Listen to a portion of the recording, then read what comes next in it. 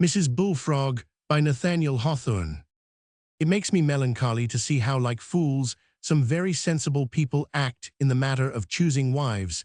They perplex their judgments by a most undue attention to little niceties of personal appearance, habits, disposition, and other trifles which concern nobody but the lady herself, an unhappy gentleman, resolving to wed nothing short of perfection, keeps his heart and hand till both get so old and withered that no tolerable woman will accept them now.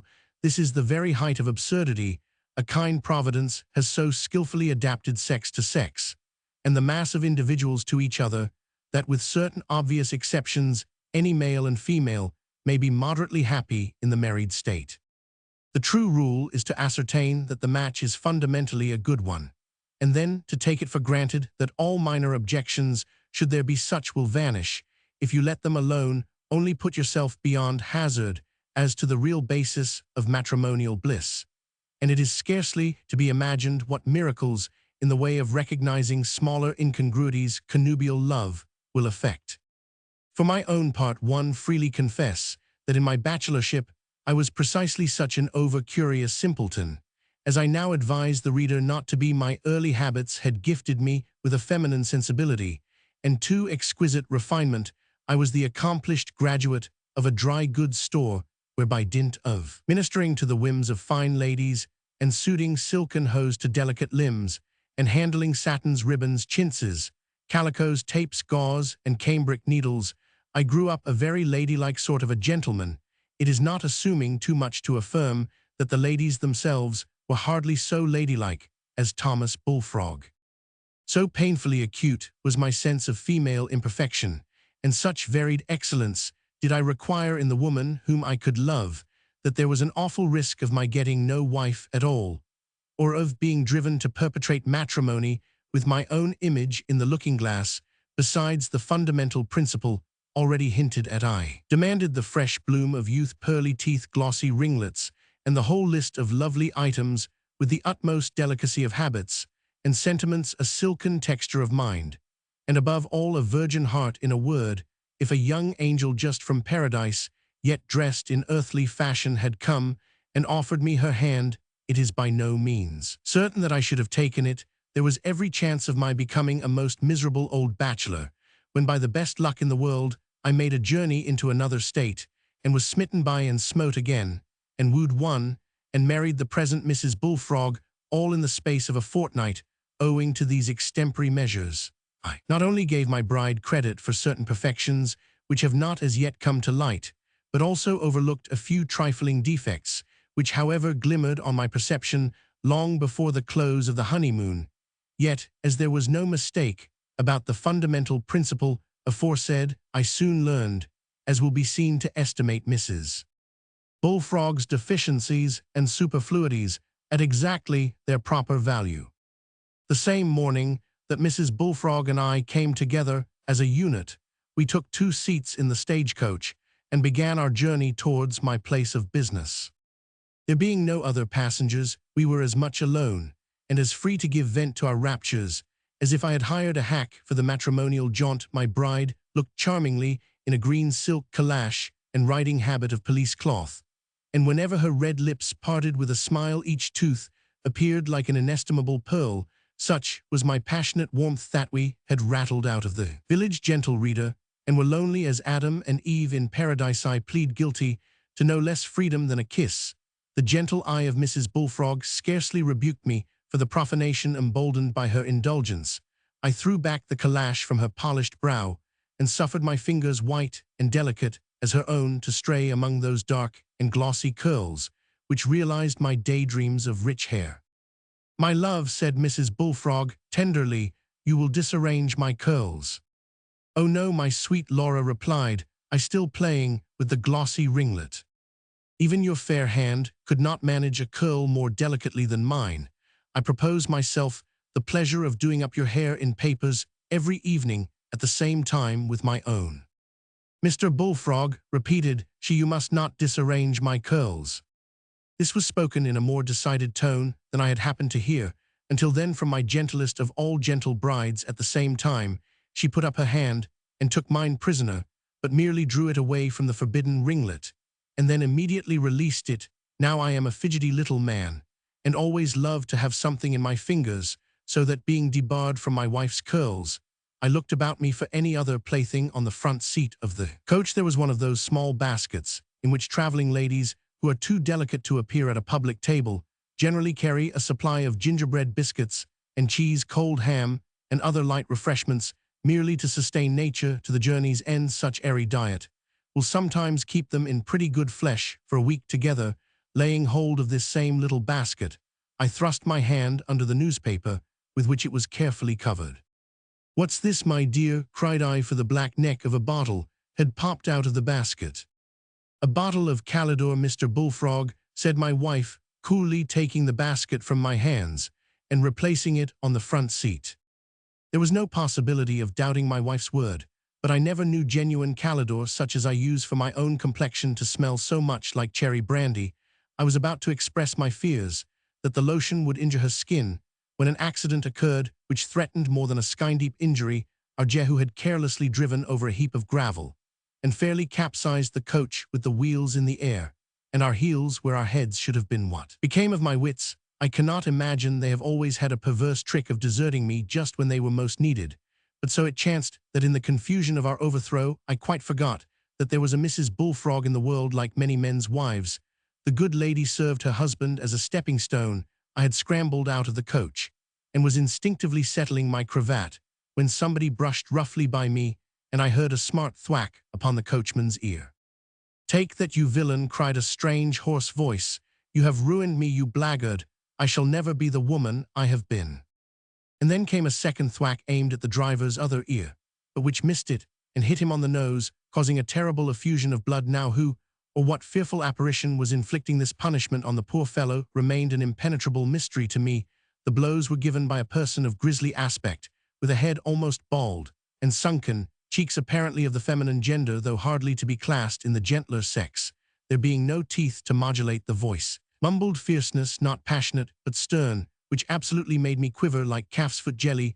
Who could the phantom be? The most awful circumstance of the affair is yet to be told, for this ogre, or whatever it was, had a riding habit like Mrs. Bullfrog's, and also a green silk calash dangling down her back. By the strings, in my terror and turmoil of mind, I could imagine nothing less than that the old Nick, at the moment of our overturn, had annihilated my wife and jumped into her petticoats.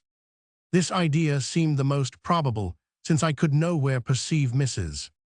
Bullfrog alive, nor, though I looked very sharply about the coach, could I detect any traces of that beloved woman's dead body. There would have been a comfort in giving her Christian burial. "Come, sir, bestir yourself, help this rascal to set up the coach," said the hobgoblin to me then, with a terrific screech at three countrymen at a distance. "Here, you fellows, ain't you ashamed to stand off when a poor woman is in distress?" The countrymen, instead of fleeing for their lives, came running at full speed and laid hold of the topsy-turvy coach. I also, though a small-sized man, went to work like a son of Anak. The coachman, too, with the blood still streaming from his nose, tugged and twirled most manfully, dreading doubtless that the next blow might break his head. And yet, bemauled as the poor fellow had been, he seemed to glance at me with an eye of pity, as if my case were more deplorable than his. But I cherished a hope that all would turn out a dream, and seized the opportunity, as we raised the coach, to jam two of my fingers under the wheel, trusting that the pain would awaken me. "Why, here we are all to rights again," exclaimed a sweet voice behind. "Thank you for your assistance, gentlemen. My dear Mr. Bullfrog, how you perspire! Do let me wipe your face. Don't take this little accident too much to heart, good driver. We ought to be thankful that none of our necks are broken." "We might have spared one neck out of the three," muttered the driver, rubbing his ear and pulling his nose to ascertain whether he had been cuffed or not. "Why, the woman's a witch." I fear that the reader will not believe, yet it is positively a fact, that there stood Mrs. Bullfrog, with her glossy ringlets curling on her brow, and 2 rows of orient pearls gleaming between her parted lips, which wore a most angelic smile. She had regained her riding habit and calash from the grisly phantom, and was in all respects the lovely woman who had been sitting by my side at the instant of our overturn. How she had happened to disappear, and who had supplied her place, and whence she did now return, were problems too knotty for me to solve. There stood my wife, That was the one thing certain among a heap of mysteries. Nothing remained but to help her into the coach and plod on through the journey of the day and the journey of life as comfortably as we could. As the driver closed the door upon us, I heard him whisper to the three countrymen, "How do you suppose a fellow feels shut up in the cage with a she-tiger?" Of course, this query could have no reference to my situation, yet unreasonable as it may appear, I confess that my feelings were not altogether so ecstatic as when I first called Mrs. Bullfrog mine. True, she was a sweet woman and an angel of a wife, but what if a Gorgon should return amid the transports of our connubial bliss and take the angel's place? I recollected the tale of a fairy who half the time was a beautiful woman and half the time a hideous monster. Had I taken that very fairy to be the wife of my bosom, while such whims and chimeras were flitting across my fancy, I began to look askance at Mrs. Bullfrog, almost expecting that the transformation would be wrought before my eyes.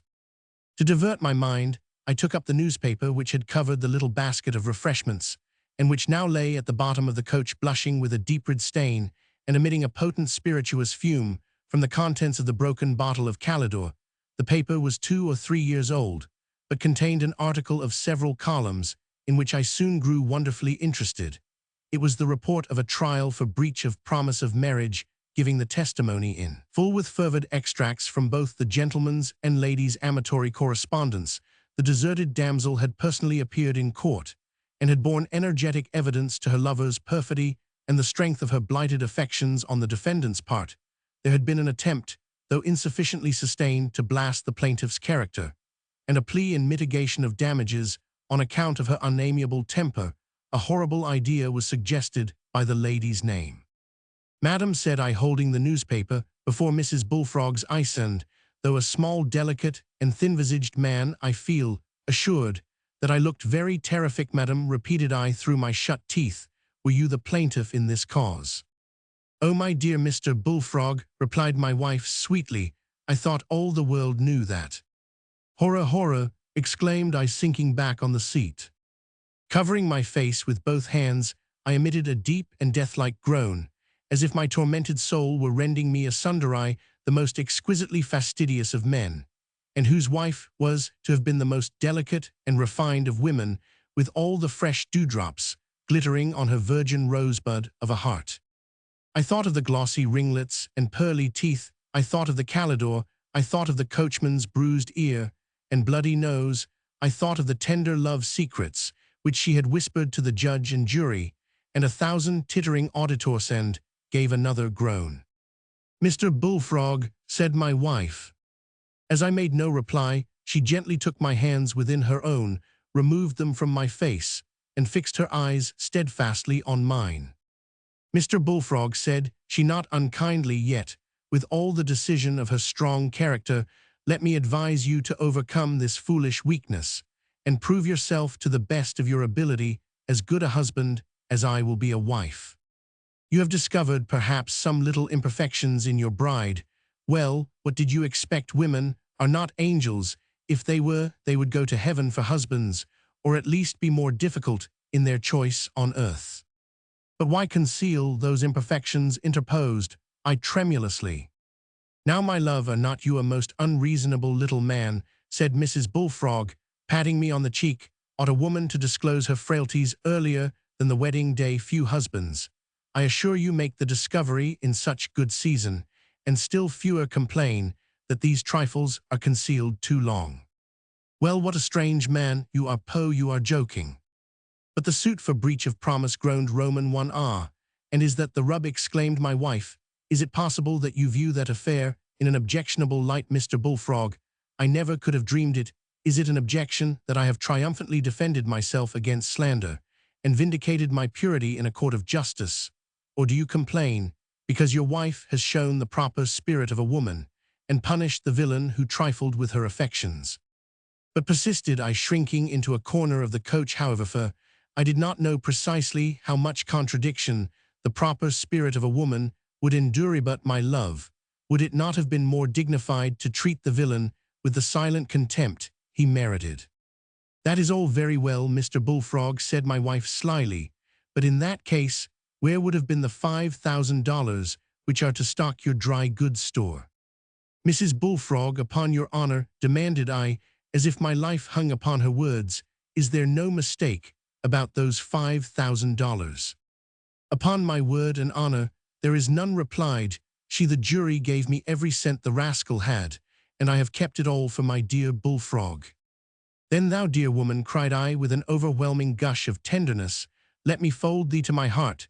The basis of matrimonial bliss is secure, and all thy little defects and frailties are forgiven. Nay, since the result has been so fortunate, I rejoice at the wrongs which drove thee to this blessed lawsuit. Happy Bullfrog that I am!